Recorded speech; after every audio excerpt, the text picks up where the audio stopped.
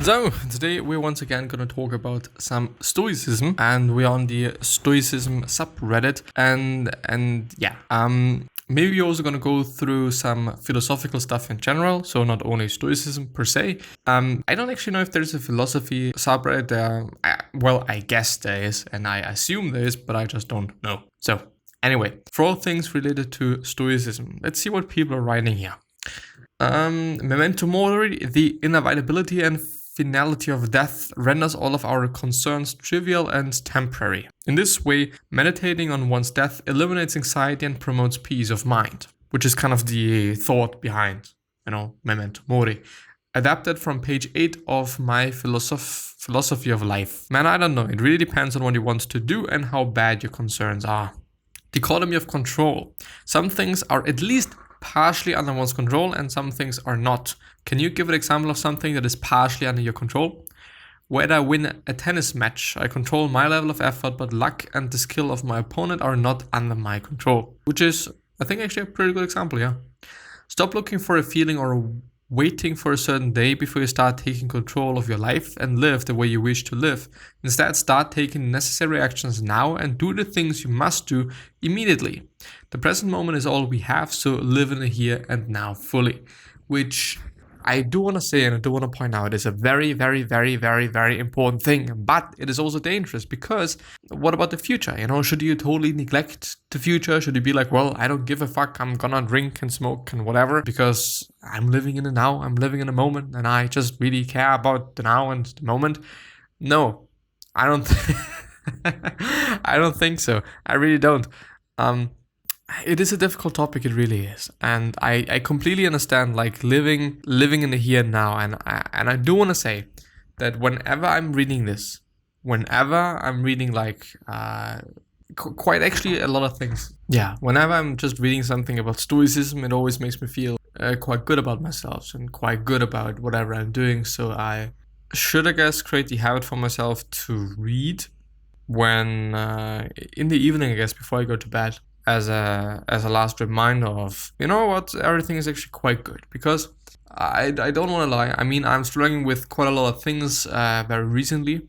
And I don't know, I think it might be a good way to handle that and to deal with that. The alternate reality of should. There is a dimension not of sight or sound, but of mind. It is both in the future and past, but never the present. It has no physical location, but for many of us, will live there. It is a dimension of should, quote unquote. It is quote unquote the dimension of should, yeah. How quote unquote should have things happened, what I should have done, I should be better. Should is the alternate reality where we got what wanted and we were happy. We did the wrong thing at the wrong time and that is why we feel disappointed. We should have known better. We might even banish others to the should dimension, like Sword from Superman the Second, spinning out into the space. They should have known it better. But this should reality does not exist and never will exist. It is a dimension of right and wrong in a morally gray world. What the should dimension fails to address is who we were in that moment, our motivations or emotions, our limitations. It demands more forms. It demands more from us with little room for reasons. Once we recognize that we are the same person just with different experiences, we can then emphasize with ourselves. We can emphasize with others, we can meet our needs in the future, and we can meet the needs of others. We will no longer see things as how they should be, we will see things as how they are, and only then will we be living in reality. I mean, in the end, I do want to say, it is what it is. I made some really, really, really, really, I don't want to say bad decisions, but I made some decisions. And I could be like, well, I should have done this, I should have done that. But in the end, what is concerning us and what we're unhappy about is this moment that we are living in. It's not about what we did in the past, but it is about the now. When you have done something, when you're feeling good now, you're probably not really thinking about the past. You're probably not thinking like, well, I should have done this, I should have done that, because why would you? If you really love the present, if you really love the situation you are in at this point in time, I don't believe that you would really be thinking about the past very much. But I think And it is just a realization that I've had right now. I believe that it is something we do when things are not good, not great. We tend to, think about the past and, I don't know, regret things that we did. And I don't know, like realizing that it is more about the present than it is about the past, maybe first of all, lets you feel to be more in control on one hand, but also on the other hand, might help you to, actually also do something about that. Because of course, when you do something right now, if you just, change something, if you, whatever, you can do something by realizing that it is about the present and not about the past. This is my point. I am at peace. This week has been rough. Work has been absolutely frustrating, only made worse by the technical snaffles that came with working from home. On top of that, my wife's work schedule changed, so we barely see each other nowadays. And today, I just found out that my in-laws, I've lost it. In my laws just tested positive for COVID-19. But I'm not upset, I'm simply at peace. I can't control my wife's schedule. I can't control my digital office phone dropping calls during meetings. I can't control confusing changes in policy and definitely can't control a pandemic. So I take care of myself, offer help where I can, and tend to my garden, both metaphorically and literally. Stay sane out there. I think actually good advice. And well, sometimes it might be difficult because it might feel a bit that you're not feeling with others, that you're just not giving a fuck about them, but it is not the case, I do think that being a helpful, kind, nice person is one of the best things you can ever be. And period. But you can't change it anyway. You can't change somebody's schedule. You can't change what the pandemic is doing. And of course, there is a lot of things that you are in control of. There's a lot of things you can do. You can minimize the contacts that you're having with other people, for example, to mitigate the risk of just also getting sick or whatever it might be. And you could also just take care of your physical health so that you're going to be healthy in the future. Like, there's a lot of things we can do, but if we get ill, we get ill. If the schedule changes, it changes. And of course, if you can change it back by doing something, well, then do it if you can. But I don't know. If somebody says something bad to you or something that might be hurting you, or is doing something that might be hurting you, the only thing you can change is how you think about that. It can hurt you, but you could also feel like and be like, well, I'm happy for this person that this person is doing that. And but in the end, it's also a difficult thing because you shouldn't be the bitch of everybody, quite, which I do think maybe it's just the case for me, but I don't know, by being very nice and stuff, that you could really get into that or slip into that, I guess, at least. Do you actively analyze negative thoughts or cut them off? You should, if you're not doing this. How to find a balance between being social and talking only what is necessary?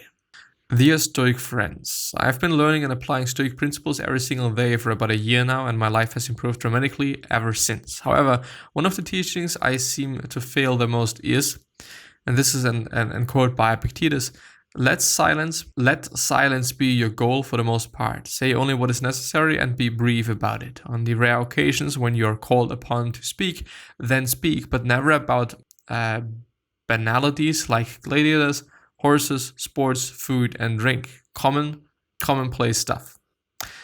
I consider myself an extrovert, and sometimes I feel the need to fill the silence gaps with things that really don't matter a lot for the most part. I wanted to find a way where the conversation wouldn't end, especially when talking to someone that I have just met, but at the same time I don't need to say things about myself, because every time I have nothing to say, I end up talking about myself too much, and it honestly bothers me when I do so. It is unnecessary and egocentric, and no one cares about my life, accomplishments, or goals if they did not ask so. So something to do might be asking, like, tell me something about you. Do you like the weather? We're having great weather, don't you think so? What are you gonna do today? All of these things, like, there's actually a lot of things to talk about with people. There's actually also great videos out there, so you might have a look at these. Period. Is this logos? Sometimes I look at external, seemingly irrational things through the lens of natural selection. The view is the result of the rules for rulers video by, well, anyway. Stoicism and something or a better title. Well, yeah, cool. Let's actually see if there's also a philosophy subreddit. Philosophy there is, and I've actually also been on there. I should join it. Successfully joined the yeah, you know what I want to say. Plato and Lenin, a case study comparing two of history's most controversial figures. This is a crazy comparison, like Plato and Lenin. But anyway. But I do think that I know why I'm not a lot on here, because How to Live a Happy Life in Hard Times according to Epictetus and James Stockdale, and What is Wrong with Ryan Holiday's Revival of Stoicism. I already don't like the title, so I'm not gonna read it. Article PDF, Feminist Response to COVID-19 and Pandemics. What if I click on this? Is it like, you know, it's not giving me something. It's a bit fucked up. Maybe there's something else.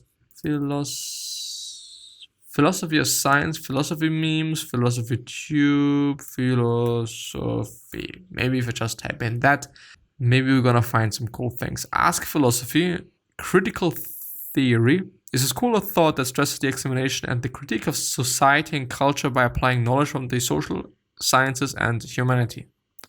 Cool, because I do like the Stoicism not podcast, but Reddit, because you see other people talking about it, which is an amazing thing. Political philosophy, objectivism, suggest me a book. Academic philosophy, encourage submissions, open access articles of merit and substance, blah, blah, blah. Ask Reddit, ask historians.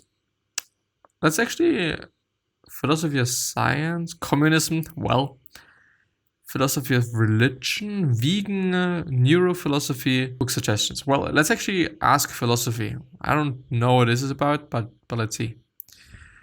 Slavoj Zizek and Noam Chomsky are famous for having disagreements at pretty abstract levels, arguing both about the role of theory and practice in critical philosophy, and each about the results of the other's discipline. Can somebody help to contextualize and explain these further to me? There's a lot of this.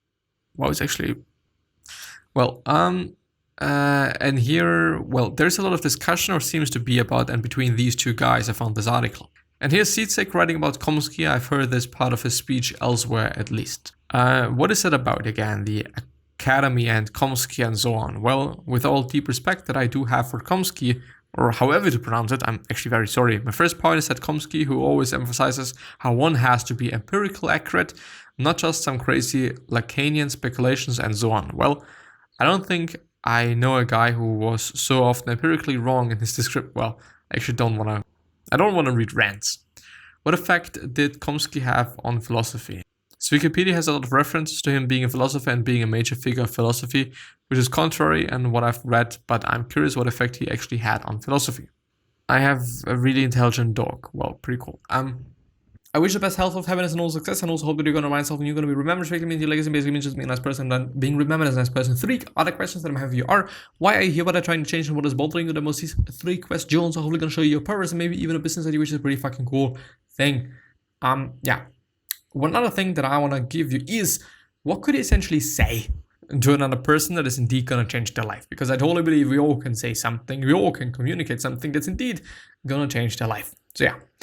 I'm hopefully going to see you next time. Bye bye, and please take care of yourself, your family members, and your loved ones.